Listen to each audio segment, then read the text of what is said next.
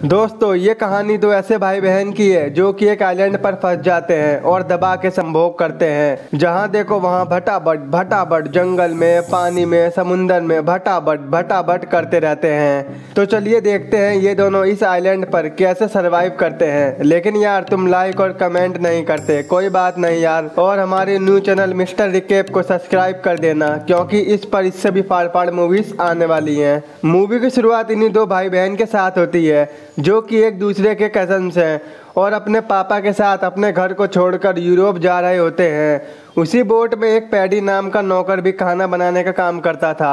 वहीं वो दोनों भाई बहन वो देख रहे होते हैं जो आजकल हम देखते हैं। तभी पैडी उन्हें देख लेता है। वो कहता है ओम फोन डुराटे काट दियो और उन्हें खूब मारता है। तो एमलीन पैडी को रोकने लगती है। अचानक उसी बोट में आग लग जाती है और सभी लोग भागने लगते हैं। वहीं पैडी उन दोनों को लेके एक बोट में बैठ जाता है, जहां बोट तैरते तैरते बीच समुंदर में आ जाती है, जिससे वो परेशान हो जाते हैं। और अगली सुबह जब उनकी आंख खुलती है तो वो दोनों पैडी को जगाते हैं और एक आइलैंड को देखकर बहुत खुश हो जाते हैं, क्योंकि उनके पास ना खाने को कुछ था ना पीने को। वहीं पैडी डुर्राटे काट के बोट मोड़ देता है, जिससे वो सभी आइलैंड पर पहुंच जाते हैं।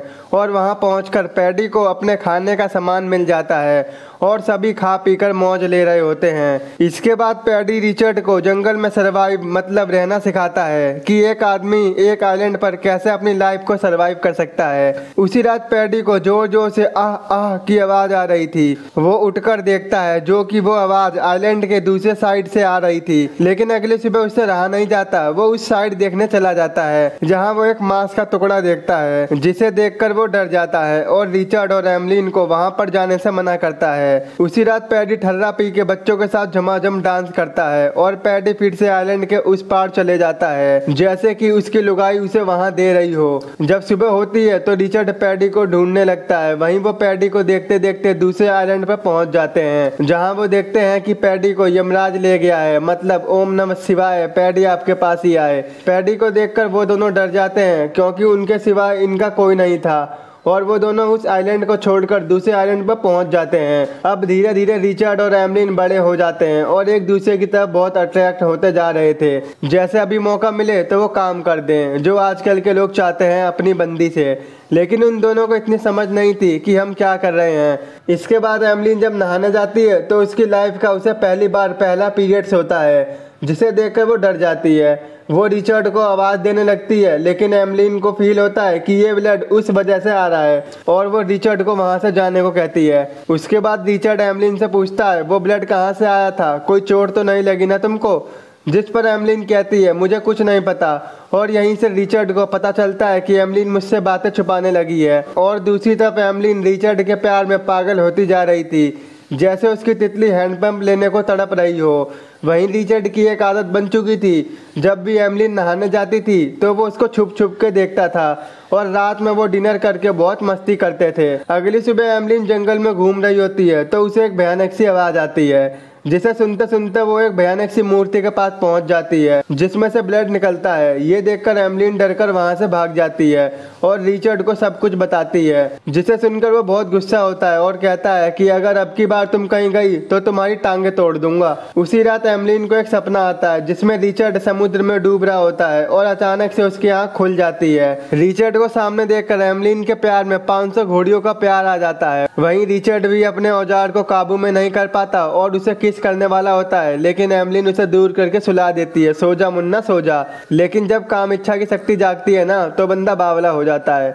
रिचर्ड रात में फिर से एमलीन के पास जाता है, तभी एमलीन जाग जाती है और वो उसे भगा देती है, जहां उन दोनों को कुछ पता नहीं होता कि आखिर हम कर क्या रहे हैं। अगली सुबह रिचर्ड जंगल में घूमने जाता है तो एमलीन कहती है कहाँ चला बे? तो रिचर्ड मन में सोचता है तुझे क्यों बताऊं, तू तो देगी नहीं। लेकिन एमलीन भी रिचर्ड के पीछे पीछे समुद्र के किनारे पहुंच जाती है, जहाँ वो हैंड पंप नचा रहा था। उसे देखकर एमलीन कहती है ये क्या कर रहे हो? तो रिचर्ड कहता है निकल यहाँ से, रैप्टे ही दूंगा खींच के।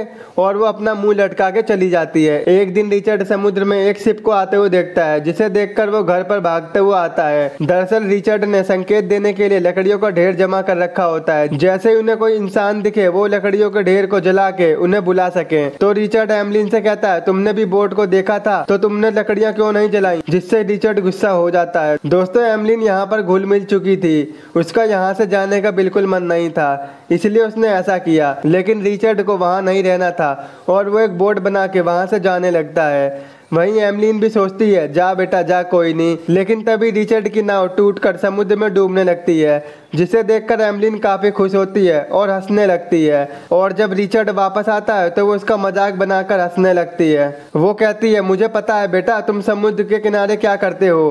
तो रिचर्ड कहता है तेरी आह भी निकलवा दूंगा, तेरी चीखें भी निकलवा दूंगा, तुम ये गलत काम करती हो मुझे देखकर। तो एमलीन कहती है तुम भी तो मुझे नहाते हुए देखते हो, मुझे सब पता है बेटा। वहीं एमलीन रिचर्ड के सर पर नारियल फेंक के मार देती है, जिससे वो बेहोश हो जाता है। और जब वो उसे देखती है तो रिचर्ड उसे एक चांटा मारता है, चल झोपड़ी की। वहीं रिचर्ड एमलीन के सारे कपड़े फेंक देता है। वो कहता है ये मेरा घर है, तू निकल यहाँ से, जिसकी वजह से एमलीन को एक गुफा में रहना पड़ता है। अगले दिन एमलीन उसी भयानक सी मूर्ति को फूल चढ़ाने जाती है, क्योंकि वो उसे अपना गॉड मानती थी। और घर आते टाइम उसका पैर एक जहरीली मछली पर पड़ जाता है, जिससे वो काफी ज्यादा बीमार हो जाती है। जब रिचर्ड को एमलीन नहीं दिखती है तो वो उसके पास जाता है। वो एमलीन से पूछता है क्या हुआ। तो एमलीन कहती है कल घर आते टाइम मेरा पैर एक जहरीली मछली पर पड़ गया था, जिससे मुझे फीवर हो गया है।